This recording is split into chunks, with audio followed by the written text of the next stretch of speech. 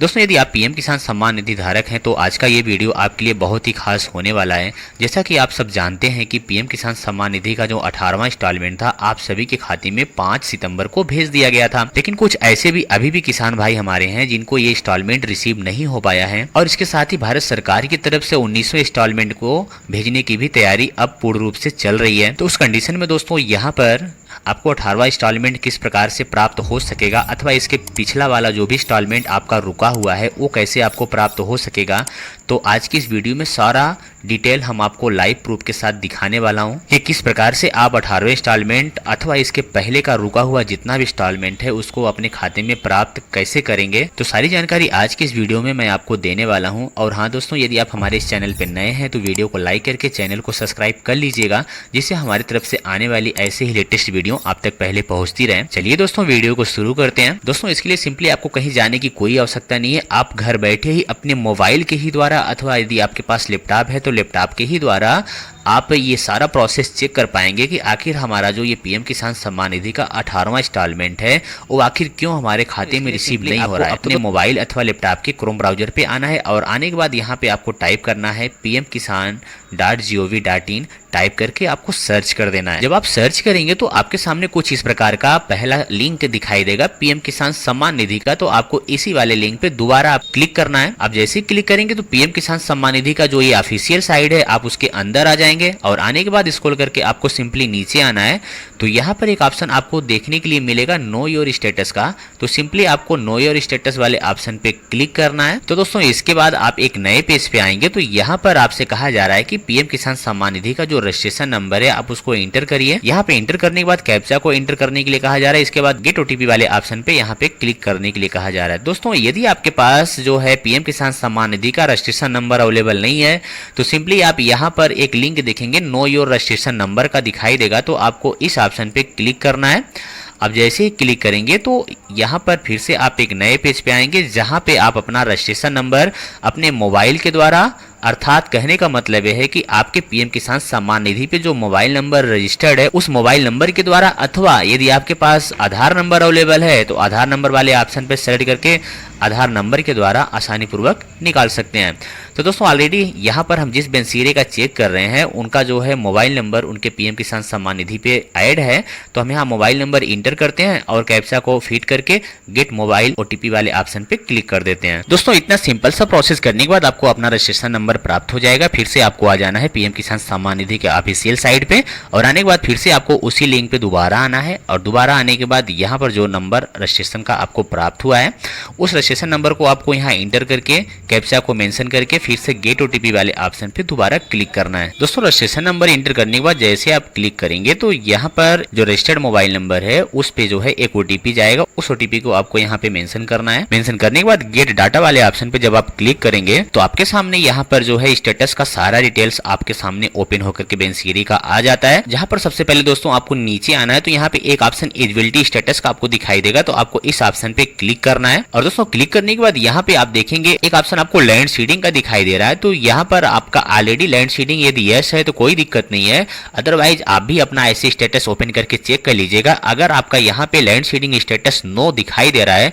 तो दोस्तों हो सकता है इसी कारण से आपका जो ये इंस्टॉलमेंट रुका हुआ है ये आपके खाते में रिसीव नहीं हुआ होगा। तो उसके लिए आपको अपने नजदीकी जो है कृषि भवन पे जाकर के जो लैंड सीडिंग नो है इसको आपको अपडेट कराना होगा और अपडेट कराने के बाद दोस्तों 2 से 3 हफ्ते में आपका ये ऑलरेडी लैंड सीडिंग अपडेट हो जाएगा। अदरवाइज दोस्तों कुछ कंडीशन में ये भी देखा गया है कि कुछ किसान भाइयों का जो है ई-केवाईसी स्टेटस जो है वो नो शो करता है। कोई ये बताना चाहते हैं कि इसके लिए ऑलरेडी हम ई-केवाईसी स्टेटस आप कैसे अपडेट करें, अपना ई-केवाईसी कैसे करें, इसके लिए ऑलरेडी हम वीडियो डिस्क्रिप्शन में बना के डाल देंगे, आप वहां से वॉच कर लीजिएगा, जिससे आपको सारी जानकारी वहां से आपको मिल जाएगी कैसे आपकी ई-केवाईसी कंप्लीट करनी है। यदि आपकी ई-केवाईसी नो है तो आप जैसे ही अपडेट करेंगे तो 48 आवर्स से 72 आवर्स में आपकी ई-केवाईसी अपडेट हो जाएगी और ऑलरेडी इसके बाद जो अगला इंस्टॉलमेंट आपको मिलेगा वो आपके खाते में जितना भी इंस्टॉलमेंट आपका रुका हुआ होगा सारा इंस्टॉलमेंट आपके खाते में रिसीव हो जाएगा। लेकिन दोस्तों कुछ कंडीशन में यहाँ पर जो आपका मेन ऑप्शन है आधार बैंक सीडिंग स्टेटस, ये ढेर सारे किसान भाइयों के साथ देखा गया है कि इनका जो है जो बैंक खाता होता है उनके खाते में आधार जो है ऑलरेडी अपडेट नहीं होता है।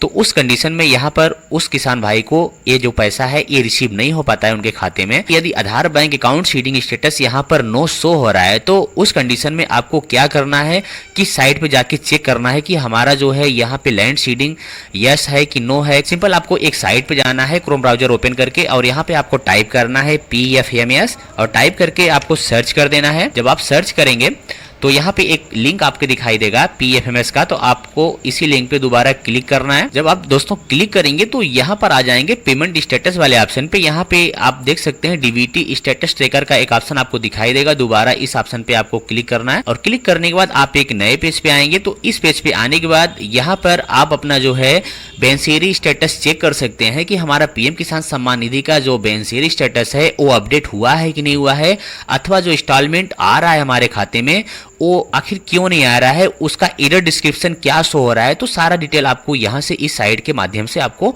देखने के लिए मिल जाएगा। इसके लिए दोस्तों यहाँ पर जो ये कैटेगरी का ऑप्शन है आपको इसको सेलेक्ट करना है। तो यहाँ पे एक ऑप्शन PM किसान का दिखाई देगा, इस ऑप्शन पे आप क्लिक करेंगे और इसके बाद यहाँ पर सबसे पहले अपना जो है बेनिफिशियरी वैलिडेशन चेक कर लेंगे। हमारा जो बेनिफिशियरी वैलिडेशन है ये अपडेट हुआ है कि नहीं हुआ है। इस ऑप्शन को सेलेक्ट करने के बाद नीचे आएंगे तो यहाँ पर इंटर एप्लीकेशन ID नंबर आपसे मांगा जा रहा है। तो यहाँ पर जो PM किसान सम्मान निधि का जो रजिस्ट्रेशन नंबर है उस रजिस्ट्रेशन नंबर को यहाँ पर आपको इंटर करना है। इंटर करने के बाद जो ये कैप्चा आपको दिखाई दे रहा है इस कैप्चा को आपको यहाँ पर इसी तरीके से मेंशन कर देना है। इतना करने के बाद दोस्तों सर्च वाले ऑप्शन पे जब आप क्लिक करेंगे तो कुछ इस प्रकार का स्क्रॉल करके नीचे आएंगे तो आपको बेनिफिशियरी डिटेल्स का एक ऑप्शन शो होने लगेगा, जहां पर आप सीन कर सकते हैं इस बेनिफिशियरी का कुछ एरर डिस्क्रिप्शन लिख के आ रहा था, जहां पर आप देख सकते हैं लिखा गया है bank name and IFSC code are not related to each other. और इसी कारण से यहाँ पर इस बेनिफिशियरी का जो स्टेटस था, बेनिफिशियरी का जो ये रीजन था ये रिजेक्ट दिखाई दे रहा था और इसीलिए इस बेनिफिशियरी के खाते में जो अमाउंट था वो रिसीव नहीं हो पा रहा था। लेकिन जब यहाँ पर एरर डिस्क्रिप्शन सही कराया गया तो अब आप देख सकते हैं जो स्टेटस था बेनिफिशियरी का यहाँ पे दिखाई दे रहा है वो क्रिएटेड दिखाई दे रहा है और यहाँ पे अप्रूवल डेट भी यहाँ पे शो हो रहा है कि ये जो है 8 नवंबर 2019 को इनका बेनिफिशियरी का जो है यहाँ पर ये रिकॉर्ड अप्रूवल हो चुका है और एरर डिस्क्रिप्शन जो है वो ऑलरेडी यहाँ पर कुछ भी लिखा हुआ नहीं आ रहा है। दोस्तों यदि आपके भी खाते में ये प्रॉब्लम है कि कोई एरर डिस्क्रिप्शन आपके खाते में शो हो रहा है तो उसके लिए आपको परेशान होने की कोई जरूरत नहीं है। सिंपली आपको ये काम करना है कि अगर आपका account union bank, state bank, otherwise किसी और बैंक में है तो वहां पर आप अपना पहले NPCI स्टेटस चेक कर लीजिएगा। अगर वो आपका बेटर है तो ठीक है, अगर नहीं है तो आप simply India post payment bank में अपना एक अकाउंट ओपन करा लीजिएगा और ओपन कराने के बाद दोस्तों आपकी जो बेनिफिशियरी डिटेल्स है वो ऑलरेडी अपडेट हो जाएगी लगभग 2 से 3 हफ्ते के बाद। और अपडेट होने के बाद जो अगला इंस्टॉलमेंट आपका आएगा 19वां इंस्टॉलमेंट, तो उसके साथ आपका रुका हुआ जितना भी इंस्टॉलमेंट है वो आपके खाते में ऑलरेडी रिसीव हो जाएगा।